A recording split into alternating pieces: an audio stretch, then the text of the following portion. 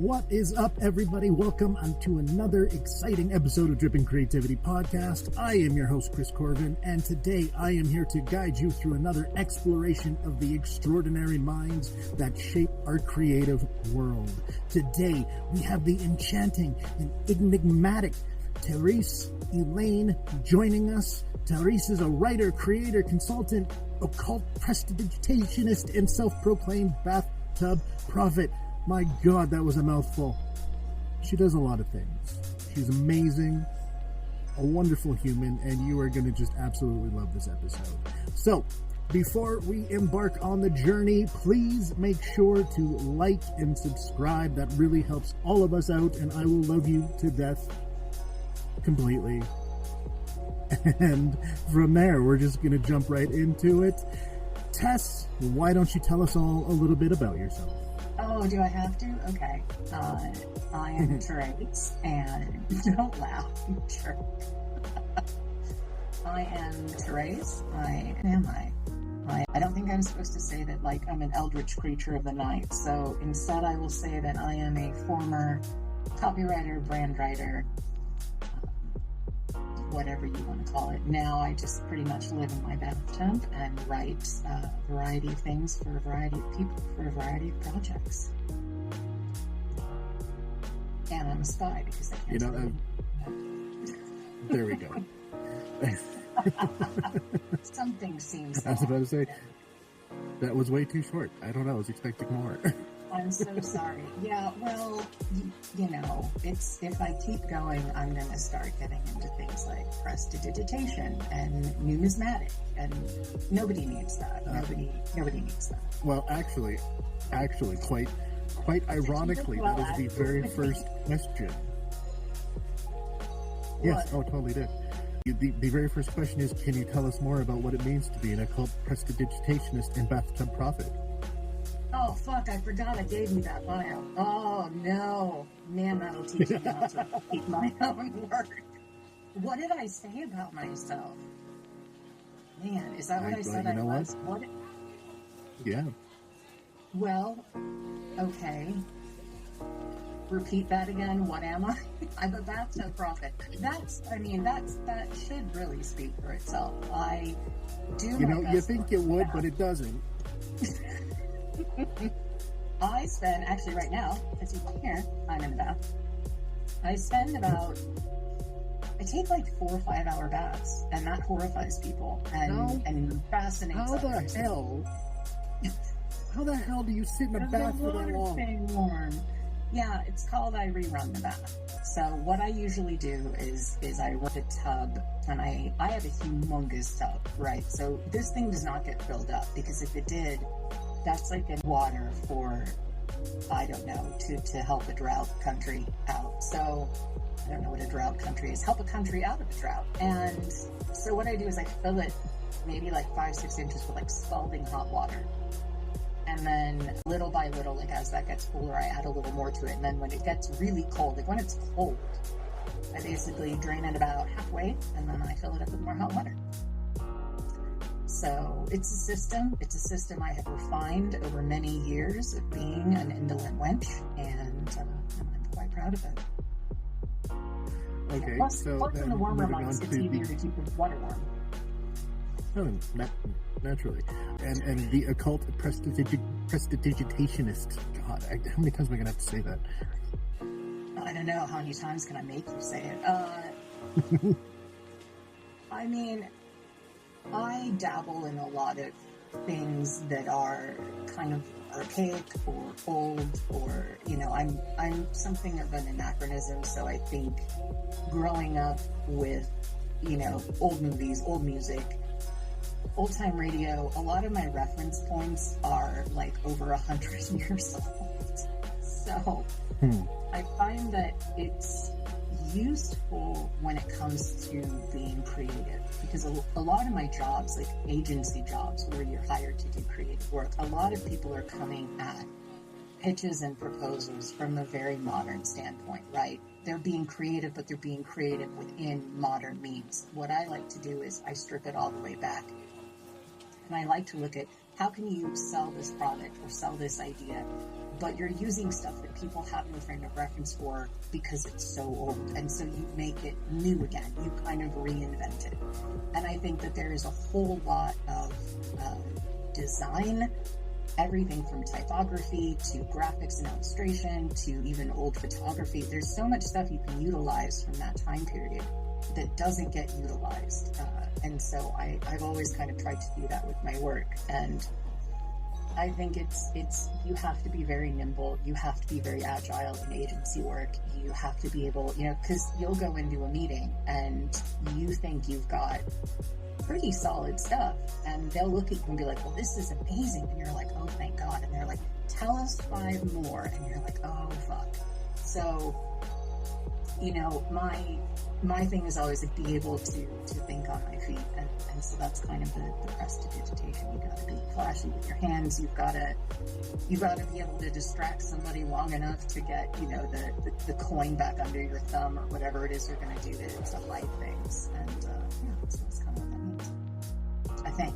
Gotcha. I didn't even remember writing it, so, clearly I'm also an amnesia. Well, so then I guess we're gonna love this next one based on the bio and information supplied by yourself. You describe yourself as an anachronistically charming and atavistically diplomatic individual. How do these traits influence your creative work? Well, again, like the anachronism, being able to, like, when we talk about pop culture, when we talk about, all of like pop culture references and stuff, that's kind of when people are working off of modern day creativity, contemporary creativity, because they're trying to capture the moment. They're trying to capture what people are currently excited about. My philosophy has always been, give people what they never knew they wanted, but secretly did. Give them that if you can. It doesn't matter if you're doing film, it doesn't matter if you're doing television, it doesn't matter if you're doing radio, design, whatever. Surprise people, because I think that's something that we don't have a lot of today. Not really, not genuine surprise. I think we can get startled. I think we can be momentarily nonplussed, but I don't think we are truly surprised by a lot anymore, and I think that's kind of sad. So I like to surprise people. I like to come at things from an angle that is not, the typical kind of 90 degrees, this is how we knock out a creative brief angle. I'm it's like wild magic, basically, is how I kind of approach things. It's like, well, I'm going to do this, and maybe I'm going to have to roll for my wild magic surge, or maybe I'm not, I don't know. But it's going to get a little chaotic, and it's going to get a little predatory, and it's going to get a little bit bloody, but it's, I am a very diplomatic person, but I am also somebody that is keenly aware of people being manipulative within certain systems, sometimes deliberately, sometimes just, incidentally, and I don't like that. I don't like people who want to control a narrative because they feel like they're the only ones that know how to tell a story. I like people that are open to new ideas, new perceptions. It's one thing if you're doing a biography of somebody and you want to make them someone they're not. Obviously, that's a problem. But if you're doing a project about, I don't know, what was the last one I worked on? It was like Internet of Things, which I still think is one of the stupidest terminologies in the world. And it was basically about powering a city by connecting various devices and tools together in like one internet. And I'm like, I do not want to look at my refrigerator and call up an ambulance and then go to the mall. Like, I don't want that kind of power. I don't think anyone should have that kind of power. I think it's stupid. Put that energy elsewhere. So now I sound like a retard. But the point is that I can be very, very fierce when I have an idea that I know has merit, or when someone I know has an idea that has merit. And if they get overlooked or if I get overlooked, I try to be very fierce in getting that voice heard, getting my voice heard. It's taken a long time, but, I've tried to get a lot better about it. And it's always easier to stand up for other people than yourself. So I've kind of been, a wolf for other people and not myself. And I've gotten better about doing it for myself. I've used a lot of words now, so I'm going to be quiet. You use words. You word. Well, all in all, the being a wolf for others and not for yourself is a very common trait, especially amongst creatives. So that is definitely understandable. And the fact that you recognize it and are trying to actively do something about it is commendable and amazing, and I love that. Well, thank you. Oh, definitely, without a doubt. But I mean, most things are. So let's truck along here, because you have also described yourself as a dedicated lore junkie. God, how long was my bio? Oh, it was the longest bio I have gotten. Oh, no. You went entirely way too hard on it. I do this all the time. And you set yourself up for this, is really what this boils down to. Yeah, because I genuinely, I messaged you this morning, and I'm like, do I need to still send you a bio? And you're like, no, you sent me one. And I was like, oh, cool. It probably just has, where I live, and, I have cats and a lot of yarn in my house, and leave it at that. And no, apparently, I did a deep dive on myself. You went hard. So anyways, as a dedicated lore junkie, what are some of your favorite pieces of lore or mythology that inspire your writing? So, weirdly, Warhammer 40k is a big one. In saying that, I recognize that there are, obviously, it's not a perfect lore system. There are certainly, as with almost every kind of old school TTRPG, there are problems. But it is a very comprehensive lore system, and there were ideas that a lot of writers, particularly like Dan Abnett is one of my favorite writers, and he really crafted these stories about these people that you would swear, you know them. By the time you're done with the stories, you're like, I know these people. I have been on, his Gaunt's Ghost books. I will listen to those, and I feel like I'm part of the army. I feel like I'm part of his regiment. And you grieve these people. And I think for me, a successful lore system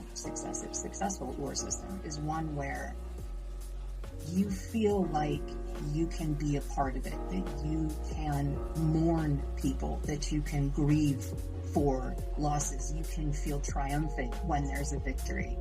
So Warhammer 40k was really one that was kind of newer to me, but has made a huge impact. Red Rising, and I know I've mentioned this before, Pierce Brown's Red Rising books are phenomenal.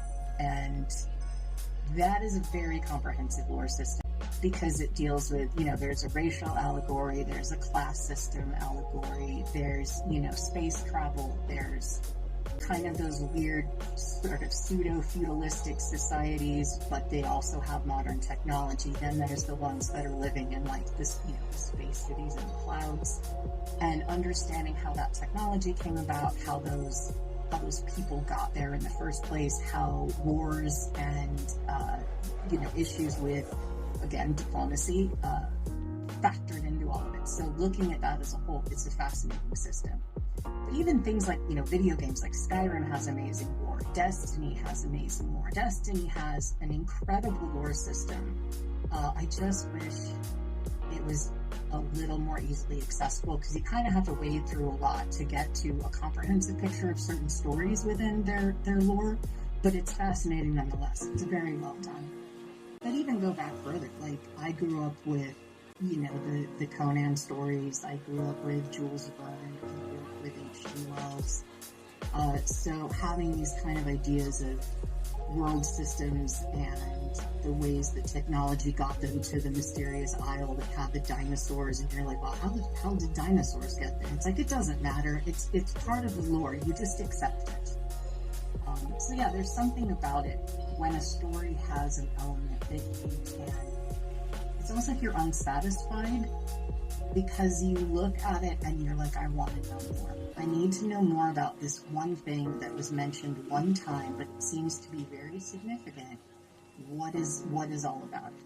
And sometimes it's not even the lore that's contained within that. Sometimes they're doing a reference to something really old, some sort of ancient text, some kind of history, and so you have to do that research and figure out why that is being applied to the situation in a book or a game. So, Lore Hunter is very accurate. Yeah. Is Junkie. really what it boils I down was to. a junkie, which is not a great word. You know what? I was trying to be nice here, and you're stealing it from me. So that's perfectly fine. I mean, go right ahead. I appreciate that you changed it. I appreciate that you tried to make me seem less horrible. Lord Goblin, how about that? Ooh, I like that. Yeah. There we go. I hoarded little scraps in my house, just stashed it in there. So, moving away from the more creative, nerdy stuff here, let's talk about the creative consultant side. What type of projects do you enjoy working on? Well, I'm what you might call a good idea person.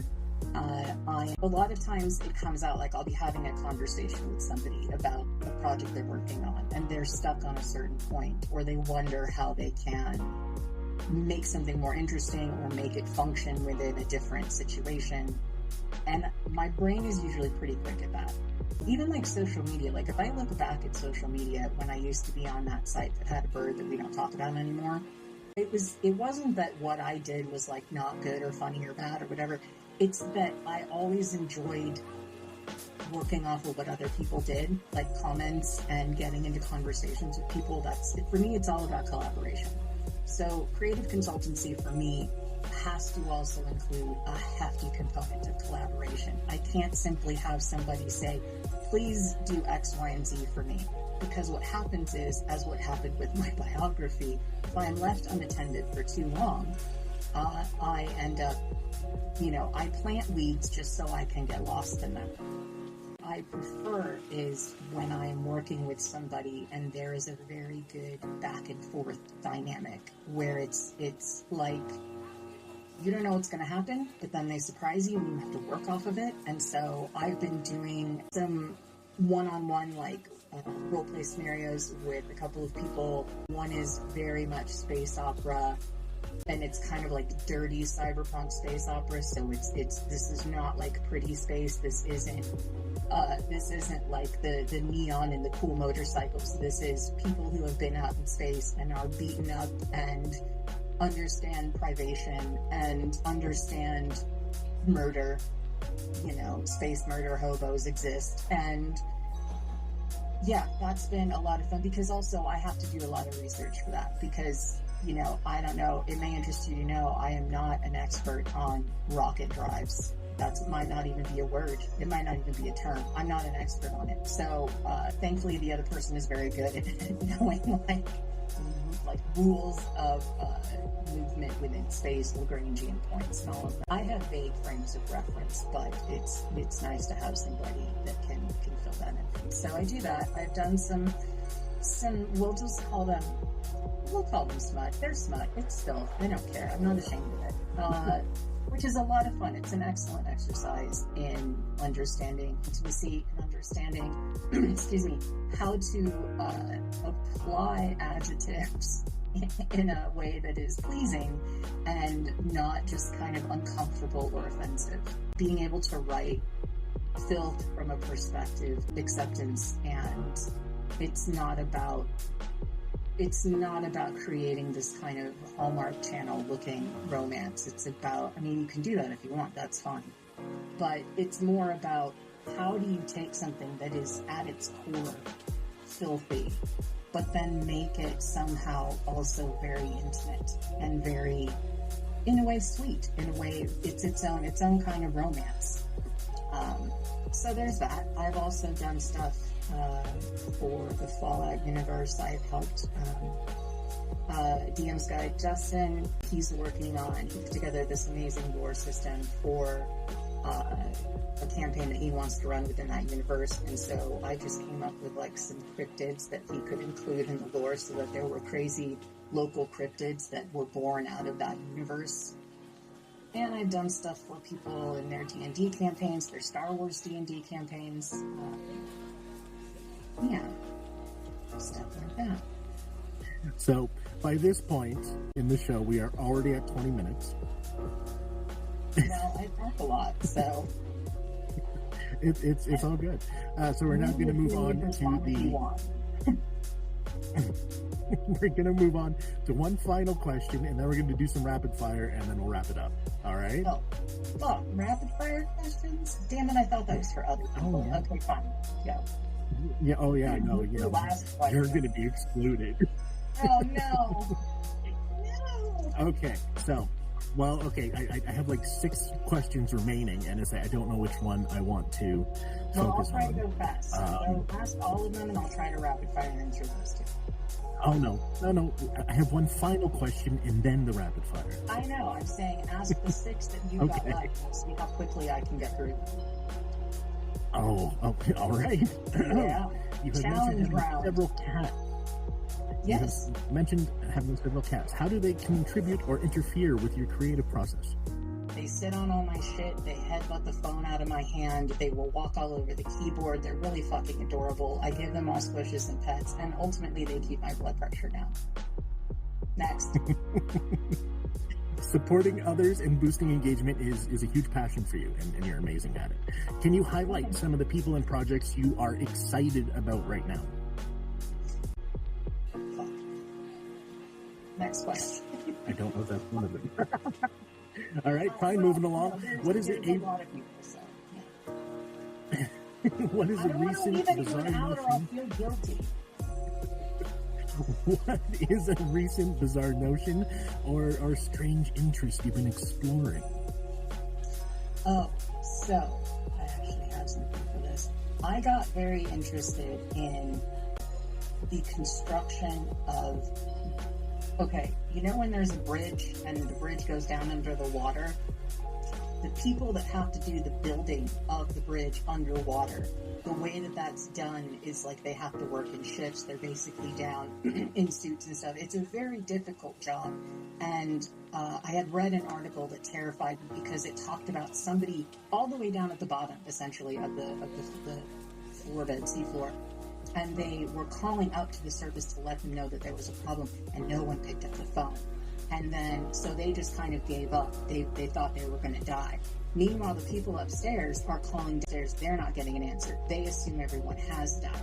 So it's this kind of like, did something interfere with the call? Like, was this a weird cosmic thing? There's always something to me that when water gets involved, weird shit can happen. And I say that as somebody sitting in a bathtub. So, next.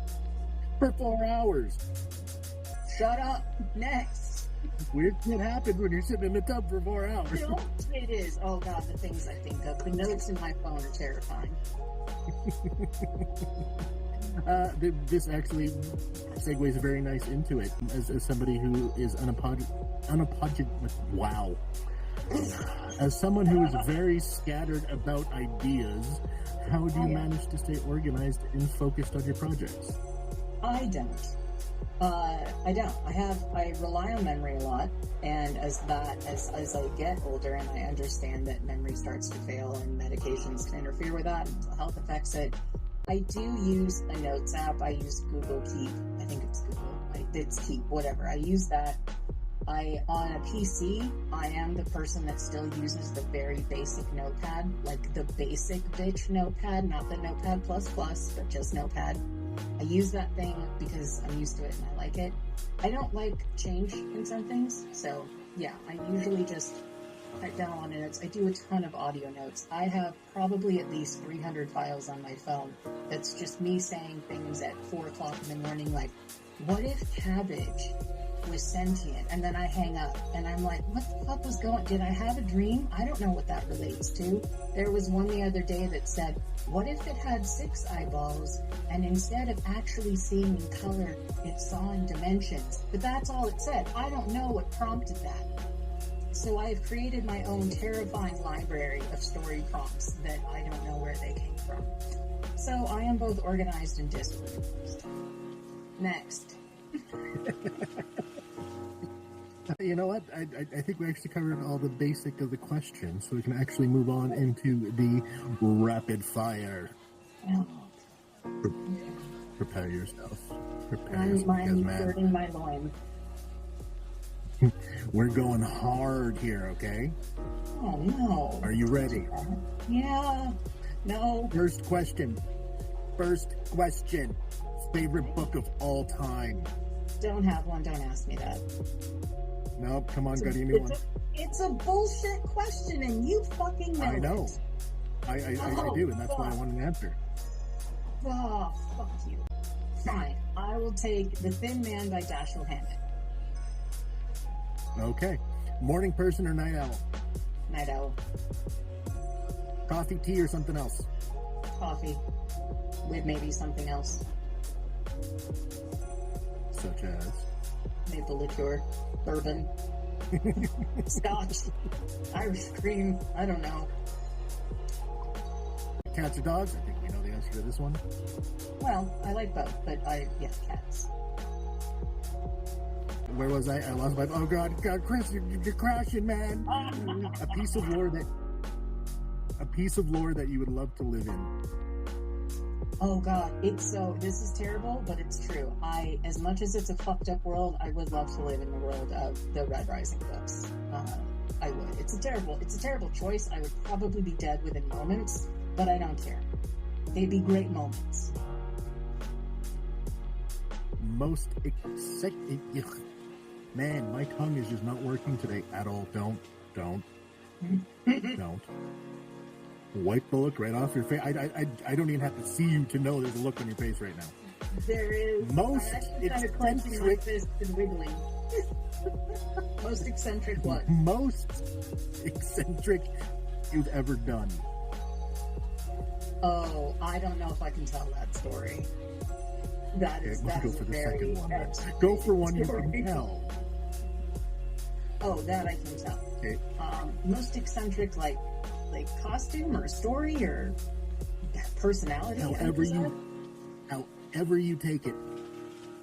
Oh, you bastard! No, I do that to people. You're doing it to me. I don't like you. Okay, so I had a thing for a while where I got very good at sending out of office, out sick emails that became completely ridiculous and unhinged. But I also would offer to intercede on people's behalves as pretending to be a lawyer or a doctor or whatever else, a parent. And I did that a lot. I have pretended to be a lawyer. I have pretended to be an IRS agent. I did work just so I was allowed to. Sort of. Not really. I did though anyway. Nobody stopped me. I have pretended to be blatant royalty. I have pretended to be all kinds of shit on the phone. And the thing is as long as you say it with enough confidence and you can believe your own bullshit for 5 minutes, people will believe anything. You know what? This is true, and I might have to bleep out that thing just for your own safety. What? Or for my own amusement, just because I think it'd be funny to bleep out just to see what people do, and they're like, what did she say? Was it CIA? Was it? Yeah, no, go ahead. That's going to be great. Favorite mythical creature?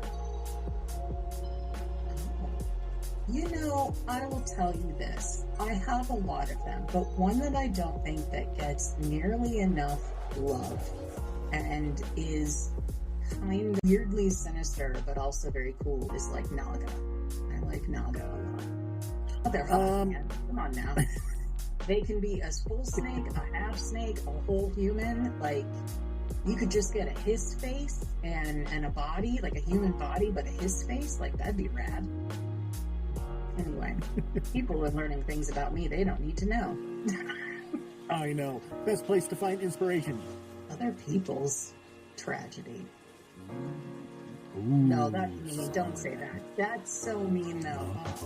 No, you know what? That's a solid answer. No, we're keeping that one. It's true, though. It's true. And I will say, not just like people I know, but when you read like anything about history and it's like, well, this guy lost a war because he woke up, couldn't find his sock, and was late to the battlefield. You're just like, oh my God, that's amazing. Like, what a dumb motherfucker. And then you start thinking about all of the ways you could make a story. People's tragedies are very interesting because it's almost like perception. What do we consider tragedy? What do they consider tragic? I consider a lot of tragedy hilarious. I have a lot of gallows humor, though. So I think, honestly, a principle of life is if you cannot find the ridiculous in something, it will consume you. I 100% agree all the way. All right, if you could collaborate with any historical figure, either in real life or in one of your massive lore documents, who would it be? So I'm so tempted to say something like badass, like Gregor Eisenborn or whatever, but truly, the Chronicles of St. Mary's books, there is a historian named Max, and I would absolutely collaborate with her because she is a batshit insane historical genius who is just, she's amazing, and she's lived through some insane stuff. And so yes, I would happily give myself over to the insanity of St. Mary's to collaborate with her. Perfect. A recent or not recent book that you've read and that you want to recommend to everyone right now? Oh god, Red Rising series by Pierce Brown. Do you have a favorite type of magic trick? Ooh, that's a good one. I don't necessarily have a favorite one that I like to see, but what I appreciate most is very illusion, and not just physical illusion, but like mental and emotional illusion. Like, I have a deep appreciation for it because it can be very, very sinister. It can be wielded in very inappropriate, terrible ways, but it can also be hugely beneficial. So I like watching people work within a sphere of illusion. And physical illusion is amazing. Like, when you see what people can do to fool your eye, to fool your mind, it's fantastic. It's very difficult, but it's fantastic. Excellent. And an ultimate, one thing people would be surprised to learn about you.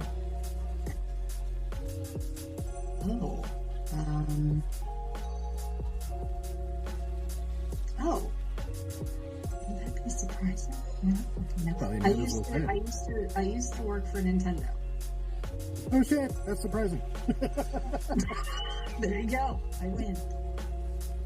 And then finally, the very final ultimate question that's going to blow your brain. Where can people find you? In the bath. I don't know if I can link to that. I don't think you want me to link to that. I'm just saying.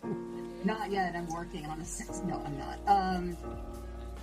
They can find me on... I think Threads is probably where I'm most active now, and that's under Tess Elatrix, and Instagram is also the same. You can also find me on Discord. They're pretty much all under the same name. Perfect. And there we go. We are finished up. So really, the only final thing, unless you have something desperately important you need to get out now... No. Then the very final thing we can do is you can say goodbye to everyone. Oh, goodbye, everyone. Wait, should I do it like a robot with that? And I can also talk like an... Oh, yeah, yes. Yeah, do it up. Goodbye. And that wraps up our conversation with the wonderfully captivating Tess. A heartfelt thank you for showing us your unique perspective and interesting thoughts on a lot of different things. To all of the listeners who are still here, thank you so much for joining us on this episode of Dripping Creativity. If you enjoyed today's chat, don't forget to like and subscribe, leave a rating wherever you happen to be listening. Your support means the world to us and helps us continue to bring you these inspiring and amazing people. I've been your host, Chris Corvan. You can find me everywhere at Chris of the Void. This has been Dripping Creativity, part of the Creative Coffee Cafe community. Remember, stay creative, stay inspired, and until next time, see ya.